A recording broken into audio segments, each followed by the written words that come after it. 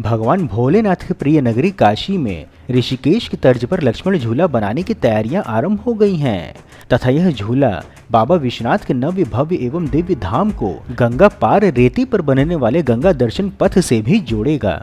नमस्कार मित्रों, Indian SRJ पर आप सभी का स्वागत है। भारतवर्ष में संचालित विकास परियोजनाओं तथा धार्मिक स्थलों पर हो रहे विकास कार्यों की महत्वपूर्ण जानकारी प्रदान करने के क्रम में आज हम आपको काशी में बनने वाले 4 लेन ग्रीनफील्ड सड़क मार्ग की सुपर एक्सक्लूसिव ग्राउंड रिपोर्ट व नवीन जानकारी देने वाले हैं तथा कैसा बनेगा वाराणसी में गंगा रिवर फ्रंट यह भी दिखाएंगे। इसके साथ आपको हम वाराणसी की सबसे बड़ी परियोजना की वर्तमान परिस्थिति की जानकारी व एक्सक्लूसिव ड्रोन व्यू भी दिखाएंगे। तो मित्रों, संपूर्ण जानकारी पाने के लिए वीडियो को अंत तक अवश्य देखें।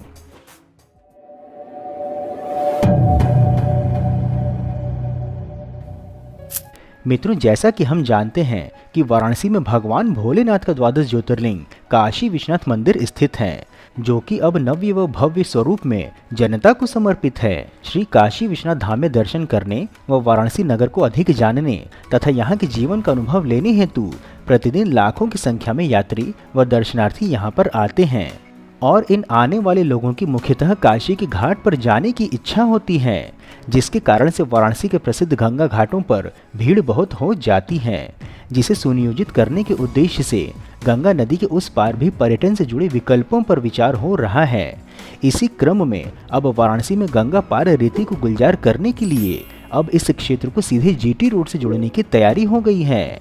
आपको हमने इस विषय पर पहले भी जानकारी दिए थे तथा आज हम इस परियोजना पर नवीन जानकारी लेकर के आए हैं। आइए सबसे पहले आपको हम इस परियोजना की जानकारी देते हैं। बता दें कि वाराणसी में गंगा नदी के उस पार रेती के पश्चात एक 4 लेन सड़क बननी है, जो सीधे पड़ाव को रामनगर से जोड़ेगा। इस परियोजना की प्रस्तावित योजना को दर्शाते हुए आपको हम बता दें कि गुजरात के साबरमती रिवर फ्रंट की तर्ज पर ही वाराणसी में गंगा पार रेती पर पर्यटन का नया केंद्र विकसित करने की तैयारी है। रामनगर से राजघाट तक गंगा नदी के समानांतर लगभग 7 किलोमीटर लंबी 4 लेन सड़क पर कैबिनेट की मुहर लगने के पश्चात अब 2600 करोड़ रुपए की प्रस्तावित योजना पर कार्य आरंभ हो गया है। इस सड़क पर गंगा पार रेती से सीधा जुड़ाव होने के कारण चंदौली, मिर्जापुर, बिहार और मध्य प्रदेश सहित अन्य नगरों के यात्री व श्रद्धालु बिना नगर में प्रवेश किए सीधे गंगा घाटों पर पहुंच जाएंगे। इसके साथ ही यहाँ लगभग 10,000 वाहनों की पार्किंग, पार्क, सौंदर्यीकरण सहित कई अन्य कार्य भी करवाए जाएंगे। बता दें कि विश्व भर को रिझाने वाली गंगा की लहरों के समानांतर ही रेती के पास से गुजरने वाली सड़क बाढ़ के उच्चतम बिंदु के निकट से गुजरेगी। पड़ाव से रामनगर के बीच बनने वाली 6.8 किलोमीटर लंबी सड़क का निर्माण गंगा के तल से 100 फीट की ऊंचाई से होगा। इसके सर्वे का कार्य पूरा होने के पश्चात इस रिवर फ्रंट परियोजना की लागत 2600 करोड़ रुपए आंकी गई है।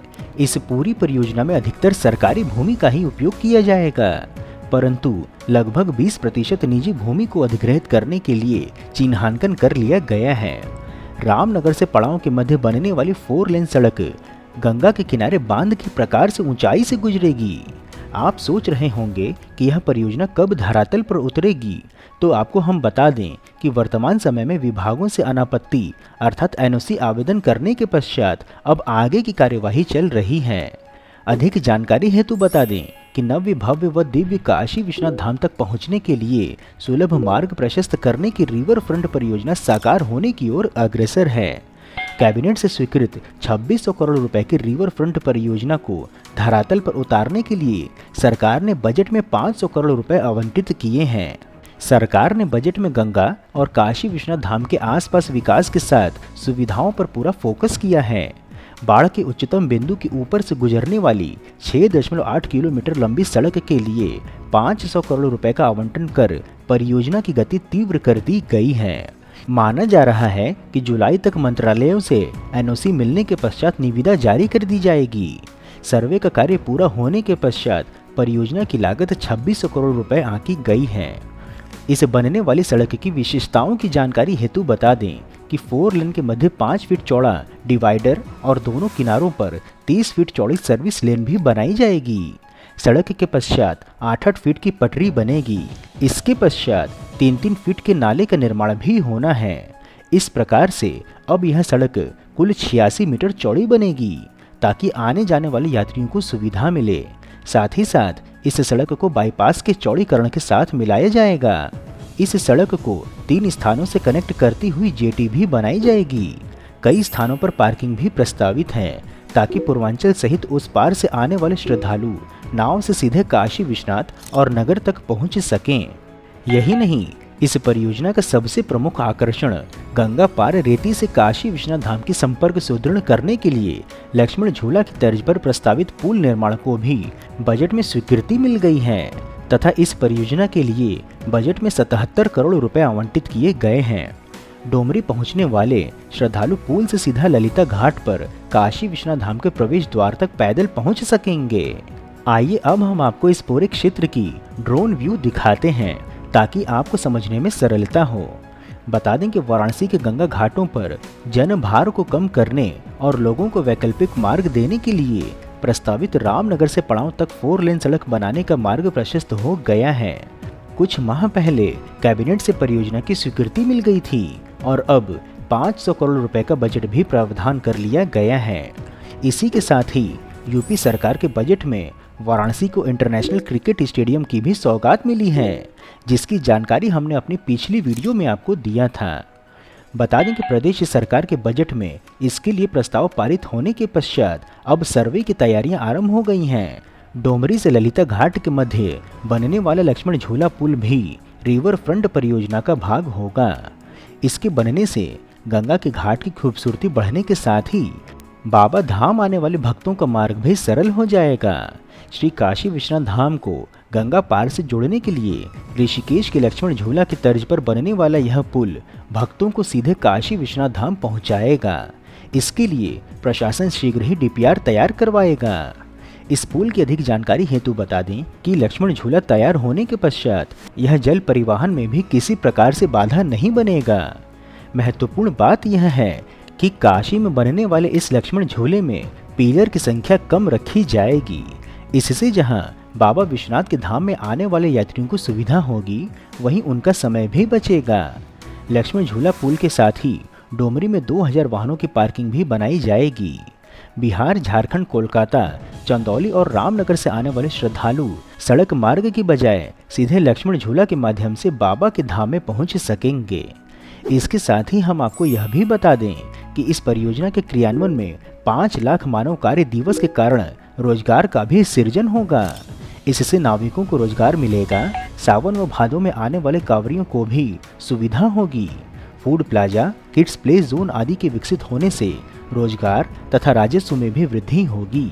इस परियोजना के शिलान्यास की जानकारी देने हेतु बता दें कि प्रधानमंत्री नरेंद्र मोदी जुलाई में 2 दिवसीय यात्रा पर काशी आ सकते हैं। प्रधानमंत्री के आगमन की चर्चा के साथ ही प्रशासन लोकार्पण व शिलान्यास होने वाली परियोजनाओं की सूची फाइनल करने में जुट गया है।